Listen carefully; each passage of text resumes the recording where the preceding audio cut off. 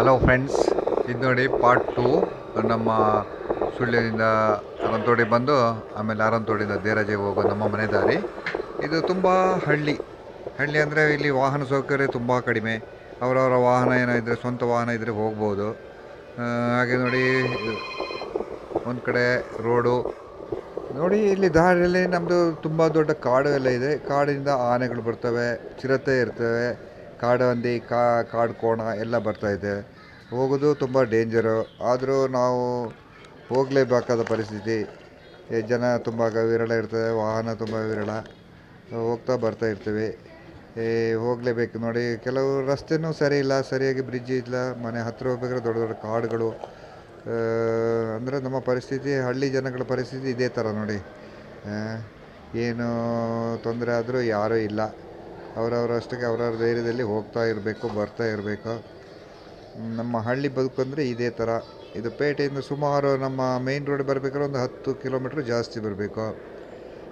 ತುಂಬ ಕಠಿಣವಾದ ನಮ್ಮ ಜೀವನ ಇಲ್ಲಿ ಹಳ್ಳಿಯವ್ರದ್ದು. ಕೆಲವೊಂದು ಸರಿ ಕಾಡು ಪ್ರಾಣಿಗಳು ಎದುರಾಗುವ ಸ್ವಲ್ಪ ಪರಿಸ್ಥಿತಿ ಇದೆ ನೋಡಿ. ಆವಾಗ ನಾವು ಏನು ಮಾಡಬೇಕಂತ ಗೊತ್ತಾಗ್ತಾ ಇಲ್ಲ. ಆದರೂ ಧೈರ್ಯ ಕೆಡದೆ ನಾವು ಮುಂದೆ ಹೋಗ್ತಾ ಇರ್ತೀವಿ.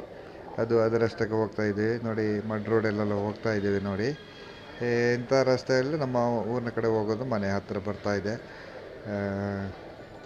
ತುಂಬ ಖುಷಿ ಆಗ್ತಾಯಿದೆ ಮನೆ ಹತ್ತಿರ ಹೋಗ್ಬೇಕಾದ್ರೆ. ಹಳ್ಳಿ ವಾತಾವರಣ ತುಂಬ ಹಿತಕರವಾದ, ಯಾವುದೇ ಒಂದು ಶುದ್ಧವಾದ ಗಾಳಿ ಇದೆ, ಎಲ್ಲ ಇದೆ. ಹಳ್ಳಿ ಬದುಕಲ್ಲಿ ಒಂದ್ಸರಿ ಜೀವಮಾನದಲ್ಲಿ ತುಂಬ ಒಳ್ಳೆಯದು. ಹಳ್ಳಿಯ ವಾತಾವರಣ ನೋಡಿ. ನಮ್ಮ ಹಟ್ಟಿ ಎಲ್ಲ ಬರ್ತಾಯಿದೆ, ಪಕ್ಕದಲ್ಲೇ ಮನೆಗೆ ಹೋಗ್ತಾ ಇದ್ದೀವಿ. ತುಂಬ ಖುಷಿ ಆಗ್ತಾಯಿದೆ ನೋಡಿ. ಇವಾಗ ತುಂಬ ಬೇಸಿಗೆಕಾಲ. ಈ ಬೇಸಿಗೆಕಾಲದಲ್ಲಿ ಮರ ಗಿಡಗಳೆಲ್ಲ ತುಂಬ ಒಣಗಿರ್ತವೆ ನೋಡಿ. ಮನೆ ಹತ್ತಿರ ಬರ್ತಾಯಿದೆ. ಧನ್ಯವಾದಗಳು ತಮಗೆಲ್ಲ. एक मिनट भाई, एक यस एक मैसेज आएगा। हाँ